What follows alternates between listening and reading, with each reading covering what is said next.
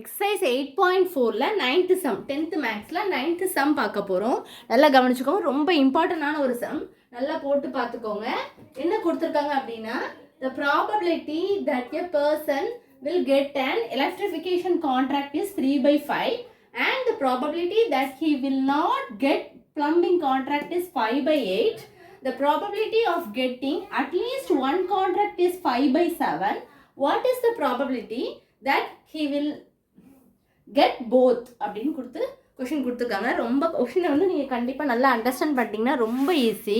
அதில் என்ன கொடுத்துருக்காங்கன்னு பாருங்கள். எலக்ட்ரிஃபிகேஷன் கான்ட்ராக்ட்னு கொடுத்துருக்காங்க. That a person will get an electrification contract is 3/5. அதாவது எலக்ட்ரிஃபிகேஷன் கான்ட்ராக்ட் என்னது? ஒப்பந்தம். எலக்ட்ரிஃபிகேஷன் அந்த ஒப்பந்தம் வந்து கிடைக்கக்கூடிய கான்ட்ராக்ட் வந்து எலக்ட்ரிஃபிகேஷன் கான்ட்ராக்ட் அப்படிங்கிறது வந்து கான்ட்ராக்ட் அப்படின்னா என்னது? ஒப்பந்தம். அப்போ அந்த எலக்ட்ரிஃபிகேஷன் அந்த ஒப்பந்தம் கிடைக்கக்கூடிய இது ப்ராபபிலிட்டி வந்து எவ்வளவு அவங்களே சொல்லிட்டாங்க, 3/5 அப்படின்னு சொல்லிட்டாங்க. அடுத்து பிளம்பிங்னு அந்த குழாயெலாம் இது பண்ணுவாங்கல்ல, அந்த இதுக்குடைய அதோட ஒப்பந்தம் வந்து எவ்வளவு அப்படின்னு சொன்னால் வில் நாட் கெட். அது வந்து நல்லா கவனிச்சுக்கணும். வில் நாட் கெட் அது வந்து அந்த ரீட் பண்ணும்போது நல்லா கவனிச்சுக்கோங்க. அது எதுக்காக நம்ம அதை யூஸ் பண்ணுவோம், அதனால தான் அதை நல்லா ரீட் பண்ணிக்கணும். வில் நாட் கெட்டுங்கிறத நோட் பண்ணிக்கோங்க. அது வந்து எவ்வளவுன்னு சொல்லிட்டாங்க, 5/8ன்னு அவங்களே சொல்லிட்டாங்க. ப்ராபபிலிட்டி கிடைக்கக்கூடியது வந்து எவ்வளவுன்னு சொல்லிட்டாங்க, 5/8ன்னு கொடுத்துட்டாங்க. அதில் ஏதாவது ஒரு கான்ட்ராக்ட் கிடச்சதுன்னா அது வந்து ப்ராபபிலிட்டி கிடச்சா அது வந்து 5/7ன்னு சொல்லிட்டாங்க. அடுத்து வந்து what is the probability that he will get both. மொத்தமாக போத்னா ரெண்டு ஒரு கிடைச்சதுன்னா எவ்வளோ ப்ராபபிலிட்டி கிடைக்கும் அப்படிங்கிறது தான் ஃபைனல் ஆன்சர் நம்ம கண்டுபிடிக்க போகிறோம். ஆனால் அவங்க என்ன சொல்லிட்டாங்க, எலக்ட்ரிஃபிகேஷன் கான்ட்ராக்ட் இஸ் 3/5. அப்போது நீங்கள் என்ன எழுதுனா, let A be the event of getting and electrification contract. அதாவது இது வந்து ஏன்னு எடுத்துக்கணும், அது 3/5. அடுத்து வந்து அவங்க என்ன சொல்லிட்டாங்க, let the person will not get கிடையாது, வில் நாட் கெட்னு கொடுத்துருக்காங்க. அப்போ பி ஆஃப் பின்னு எடுத்துக்கூடாது, நாட்டுன்னு வந்திருக்கனால நம்ம பி பார் தான் எடுக்கணும். ஏன்னா இது ரெண்டாவதுங்கிறதுனால இது பி தானே. ஸோ பி பார் எடுக்கும்போது என்ன போடணும் அப்படின்னா 5/8 தான் போடணும். 5/8. அப்புறம் அடுத்து என்ன பண்ணுவீங்க, அது வந்து நீங்கள் அந்த லைனை வந்து கண்டிப்பாக எழுதிக்கோங்க. Let A be the event of. நான் நிறைய ப்ராப்ளம்ஸில் போட்டிருப்பேன், அந்த லைனை வந்து நீங்கள் எழுதிக்கோங்க. நான் அதில் எழுதலை, நீங்கள் கண்டிப்பாக எழுதிக்கோங்க. இது எழுதினீங்கன்னா கண்டிப்பாக அது கரெக்ட். என்ன எழுதுவீங்க, கொஸ்டின்லேயே இருக்குது. Let A be the event of getting and electrification contract is 3/5 போட்டு பி ஆஃப் ஏ 3/5. அடுத்த ஸ்டெப்பில் வந்து let A be the person that he will not get the plumbing contract. அது மென்ஷன் பண்ணணும். இதில் வந்து எலக்ட்ரிஃபிகேஷன், இது வந்து பிளம்பிங், அது நீங்கள் மென்ஷன் பண்ணிக்கணும். B bar. அடுத்த ஸ்டெப்பில் பி ஆஃப் பி பார் தான் நம்மளுக்கு. பி ஆஃப் பி வேணும். ஏன்னா அடுத்து அட்லீஸ்ட்னாலும் ஆறுனாலும் என்ன சொல்லியிருக்கேன், ஏ யூனியன் பி தான் கண்டுபிடிக்கணும். So P of A union B அவனே கொடுத்துட்டான் 5/7. அப்போது கண்டுபிடிக்க வேண்டாம். போத்துனா ஏ இன்டர்செக்ஷன் பி தான் கண்டுபிடிக்கணும்.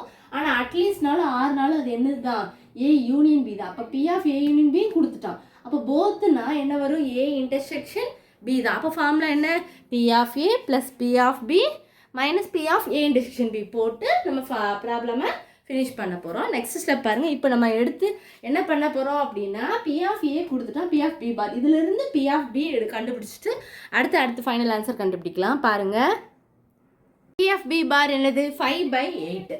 அப்போது நம்மளுக்கு நான் அது என்ன சொல்லியிருக்கேன், பி பார்னு எழுதும்போது 1 மைனஸ் பி ஆஃப் பின்னு போட்டுக்கலாமா. 5/8 1 மைனஸு இந்த ப்ளஸ் இந்த பக்கம் வரும்போது மைனஸ் ஆயிரும். ஸோ அப்படி கூட போட்டுக்கலாம். அப்போ என்ன வரும், 1 மைனஸ் பி ஆஃப், இல்லைன்னா நீங்கள் அப்படி கூட பண்ணலாம்.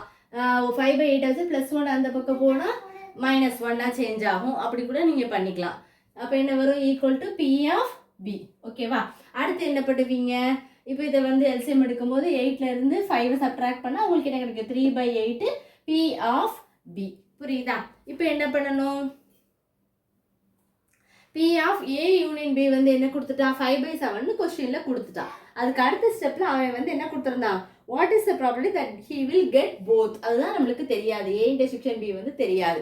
அப்போ அடுத்த ஸ்டெப்பில் நம்ம அதை வந்து கண்டுபிடிக்க போகிறோம். பாருங்கள், அப்போ இந்த ஸ்டெப் பாருங்கள், P of A union B equal to P of A plus P of B minus P of A intersection B. இது வந்து என்னது, ஃபார்முலா.